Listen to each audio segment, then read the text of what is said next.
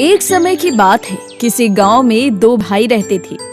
बड़ा भाई अमीर था, छोटा भाई बहुत गरीब था। छोटा भाई सुरेश जंगल से लकड़ी काटकर शहर में बेचा करता था और उसकी पत्नी राधा अपनी जेठानी सावित्री के घर में काम करती थी। बदले में सावित्री उसे रात का बचा हुआ खाना और पुराने कपड़े दे दिया करती थी। सुरेश बीमार रहा करता था और उनका घर सावित्री के दिए सामान से ही चलता था। माँ का महीना आया तो राधा ने सावित्री से कहा, भाभी, क्या आज आप मुझे 20 रुपए दे दोगी? तिल चौथ का व्रत करूंगी तो तिल और गुड़ खरीदने हैं। अरे ये व्रत पूजा करने से तेरे दिन नहीं बदलने वाले। विधाता ने जो तेरी किस्मत में गरीबी लिखी है वो इन सब से मिट नहीं सकती। बस इस बार पैसे दे दो, अगली बार से कभी भी नहीं मांगूंगी। 20 रुपए तो मैं नहीं दे रही, 5 रुपए लेने हैं तो ले ले। कोई बात नहीं भाभी, 5 रुपए ही दे दो। राधा 5 रुपए लेकर बाजार जाती है और वहाँ से तिल और गुड़ खरीद कर ले आती है। अगले दिन राधा ने तिल चौथ का व्रत रखा, कथा सुनी और तिलकूटा बना के रसोई में रख दिया और सावित्री के यहाँ काम पर चली गई। सारा काम करके वो बच्चों के पास गई। बेटा, खाना खा लो। नहीं चाची, जब माँ खाएगी तब हम खाएंगे। जेठ जी, आप तो खाना खा लीजिए। नहीं राधा, मैं भी सबके साथ ही खाना खाऊंगा। भाभी, अभी सभी लोग खाना खाने से मना कर रहे हैं, तो अगर आप कहें तो मैं घर चली जाऊं? हाँ राधा, तू चली जा, लेकिन आज मैं तुझे खाना नहीं दूंगी। अभी तो घर में किसी ने भी खाना नहीं खाया। तू कल सुबह जल्दी आके खाना ले जाना। उधर घर पे बच्चे राधा का इंतजार कर रहे थे। आज तो त्योहार है, माँ आएगी तो अच्छे अच्छे पकवान खाने को मिलेंगे। घर आकर राधा ने सुरेश को सारी बात बता दी। ये सुनते ही बच्चे रोने लगे और सुरेश को बहुत गुस्सा आया। सारा दिन काम करके 2 रोटी भी नहीं ला सकती तो तेरे काम करने का क्या फायदा? ऐसा कहकर सुरेश ने गुस्से में आकर राधा को खूब मारा। मार खाकर वो बेचारी पानी पीकर रोती रोती सो गई। उस रात उसके सपने में गणेश जी महाराज आए। राधा, ओ राधा, जाग रही है या सो रही है? कुछ जाग रही हूँ, कुछ सो रही हूँ। मुझे भूख लगी है, कुछ खाने को दे दो। क्या दूं खाने को? मेरे घर में तो खाने का एक दाना भी नहीं है। थोड़ा सा पूजा का तिलकुट रसोई में रखा है, वहीं से आप खा लो। तिलकुटा खाकर गणेश जी फिर बोले, राधा, मुझे तो निपटना है, कहाँ निपटूं? ये झोपड़ी है मेरी, जहाँ मन करे वहीं निमट लो।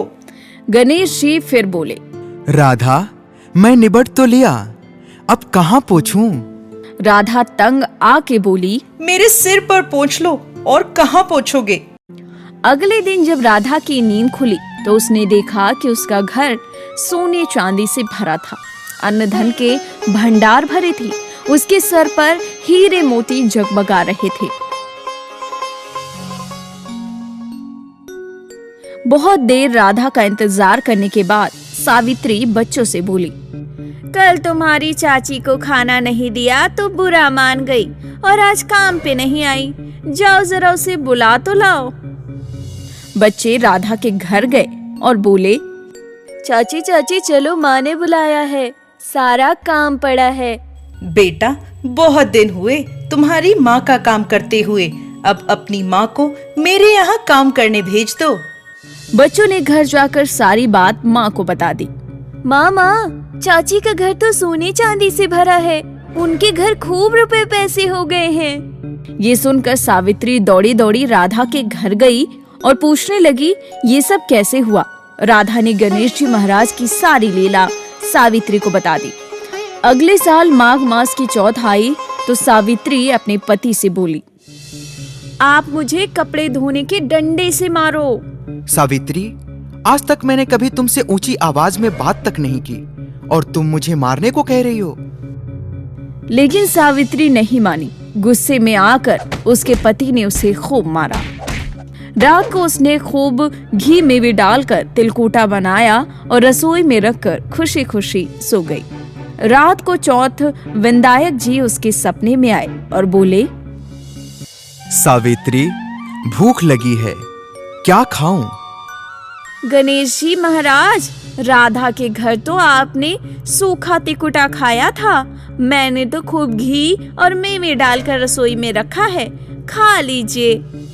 अब गणेश जी बोले, निपटना है, कहाँ निपटूं? राधा की तो टूटी फूटी झोपड़ी थी, मेरा तो सुंदर सा महल है, जहाँ जी करे निपट लें। अब कहाँ पोंछूं? राधा का तो गंदा सा सर था, मैंने तो चमेली का तेल लगाया है, मेरे सर पे पोंछिए। धन की लोभी सावित्री सुबह जल्दी से ये सोचकर उठी कि घर सोने चांदी से भरा होगा, लेकिन उसके घर में तो हर जगह गंदगी फैली थी, गंदी बदबू आ रही थी। उसका सारा घर गंदगी से भरा था। वो हाथ जोड़कर बोली, हे गणेश जी महाराज, आपने क्या किया? मुझसे रूठे और राधा पर टूटे। ये सब देखकर उसका पति उस पर खूब नाराज हुआ। तेरे पास सब कुछ था, लेकिन तेरा मन नहीं भरा। देख लिया तेरे लालच का अंजाम। सावित्री ने सफाई करने की खूब कोशिश की, लेकिन वो जितना साफ करती, गंदगी उतनी ही ज्यादा फैलती गई। परेशान होकर वो गणेश जी से विनती करने लगी, हे गणेश जी महाराज, ये आपकी कैसी माया है? मुझसे गलती हो गई प्रभु, मैंने लालच में आकर आपका व्रत कर लिया। सावित्री, ये तेरे लालच और ईर्ष्या का फल है, जो तू समेट भी नहीं पा रही। प्रभु, मुझसे बहुत बड़ी गलती हो गई। गणेश जी ने सावित्री को माफ करते हुए अपनी सारी माया